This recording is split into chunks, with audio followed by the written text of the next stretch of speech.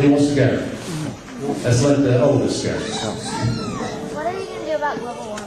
Oh, good question. She's asking what would I do about global warming. By the way, I don't know how many of you followed this, but Gore did the right thing as a result. There was a climate to anything. Gore went there and spoke, complained about what America was doing, put enormous pressure on Bush, and Bush capitulated, which is a good thing. We should be proud of Al Gore. For that and what I would do as president, I think it is a crisis. I think there's a huge opportunity in this crisis, but we have to take advantage of it. What I would do is cap carbon emissions for the whole country. Every year I'd bring the cap down. I'd reduce our carbon emissions by at least 80% by the year 2050. And below the cap, I would make the polluters pay. And that means if they want to continue to put out carbon, what they're going to have to do is buy a permit to do it. Use that money, at least $30 billion. Use that to invest in wind, solar, cellular space biofuels. And now, there are a couple of differences between the Democrats on this issue. Number one, Clinton and Obama have a different view than I do about nuclear power. I do not favor building more nuclear power plants. Because I don't think we have a safe way to dispose of the waste. They're extremely expensive. It takes forever to get one online, and they're a great target for terrorists. Doesn't make any sense to me. I also am for putting a moratorium on the building of more coal-fired power plants, unless and until we have the ability to capture carbon, which we do not have today. We should be working on that technology, but we don't have it today. We can't make a bad situation worse. We ought to put at least $1 billion into making sure that America is building the most fuel-efficient, innovative vehicles on the planet with good union workers earning good wages. And then finally, and this is the most radical idea, I think we actually need a president who says to America it's time to be patriotic about something other than war. It is time for us to be willing to sacrifice as a nation. On behalf of America, I still think of the famous John Kennedy speech, ask not what your country can do for you. I think we're at that place again. And I think the American people will respond. I think they will sacrifice. If the president says to them, which I will do, for America to be good and strong, we're going to have to alter our behavior. We have to conserve in our homes, in our workplaces, in the kind of vehicles we drive. You cannot just spin and innovate your way through this problem. You have to actually change the way you're behaving. And I think the American people will respond. Now, once we start cleaning up our act, then America actually has the credibility to go to the international community and fashion a global solution to this problem, which is what I will do as president.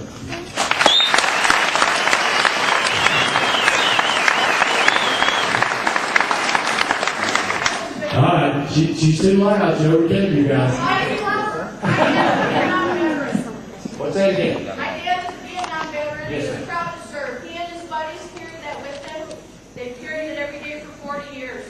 What are you going to do for men and women when they come back? God bless you. Can you all hear the question? She's asking about her. She says her dad's a Vietnam War veteran. He's carried it with him for 40 years, and she wants to know what I'm going to do for men and women when they come back to serve. Well, first, we have a sacred responsibility to men and women who wear the uniform of the United States of America. I spoke earlier about veterans who are homeless. We have much more responsibility beyond that. Number one, we ought to be having guaranteed funding for the Veterans Administration. Instead of this up and down, up and down. They can't make staffing decisions. They can't build out the way they need to. And the net result is veterans are having to wait 6 months to a year to get the health care that they're entitled to. I think every man and woman who comes back from Iraq, every single one, ought to be evaluated thoroughly to see what they need. We know that about 30-35% come back with post-traumatic stress disorder or some other kind of emotional problem. They need to get their mental health care. If they have a physical problem, they need to get physical health care. If they need job training, they ought to get job training. If they need education, we should provide them with education. We ought to help their families. We ought to help them with child care. We ought to help them with by narrowing the gap that exists between civilian pay and military pay. You all know this. We got people that are serving in the Guard and Reserve. They have to leave here, go put their lives on the line in Iraq, and their family ends up earning half the income they were earning. We got to do better than that for men and women who are wearing the uniform. We got men and women who are not veterans, but who are serving today, whose family is dependent on food stamps to be able to survive.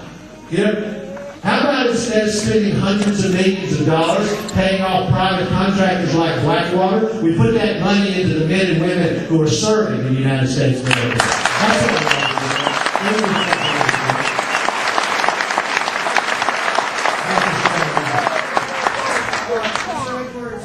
On illegal immigration, on page 24, you want to state that you feel that we should just give them a fine and allow them to stay. That kind of sounds to me like amnesty. No. I'm not for amnesty. Let me answer this question. She's asking about illegal immigration. There are three things I think we need. And you got to read all of it. Read it all carefully. Then I can tell you face to face what I'm for. First, I'm for security of the border. The border is a mess, and it needs to be secured. And there are lots of things we can do to secure the border. We ought to have more border patrol. We ought to be better use of technology. There's some places, I'm not for building a fence all the way across the border, I think that's nutty, but there are some places where some fencing would probably do some good. For example, south of San Diego, they put fencing in and it really made a difference. The second thing, this is really crucial, we've got to crack down on employers that are violating the law.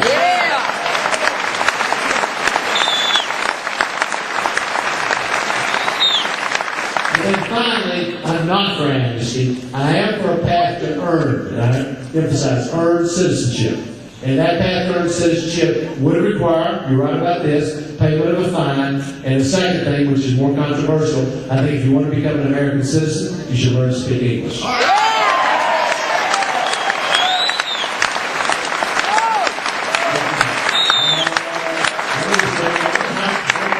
Yes, right. Okay. I want to know what can be done about Social Security, so it'll be there for my children and my grandchildren. Yes, ma'am. She's asking about Social Security. What do we do about Social Security? I'll give you a very specific answer.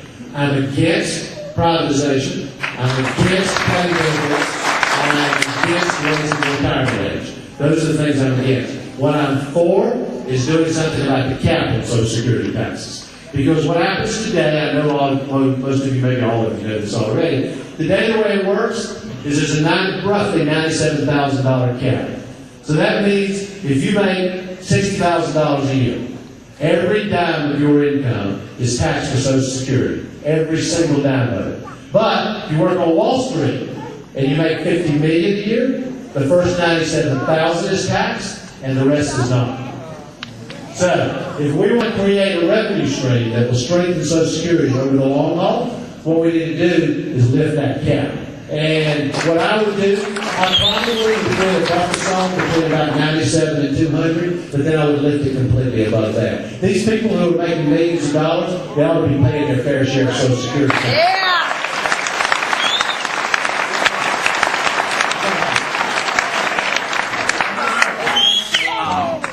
My concern is, once you get in the presidency, how long before we see that health care? A year, 2 years? It's a good question he's asking. He says his concern is, once I'm in the White House, how long will it be before we actually see the health care that we need? Well, I think this goes to the core of the issue. I mean, if you think about this, those people who argue they're going to come in and sit in the White House with a bunch of representatives of drug companies and insurance companies and negotiate for health care, what do you think the result of that's going to be? I mean, really, let's live in the real world for just a second. I mean, I can tell you, I used to go in these drug companies, insurance companies, I used to fight them all the time in courtrooms. And this is the way I think about it. I mean, I have a lot of experience with this. I don't have to guess about it. It'd be like me going in the courtroom with a child that I represent, and on the other side, it's pictured in your head, are all these big-time corporate lawyers with all the money in the world behind them. And it's like me walking into that courtroom and going over and saying, can't you just give us the money? I mean, we're good people.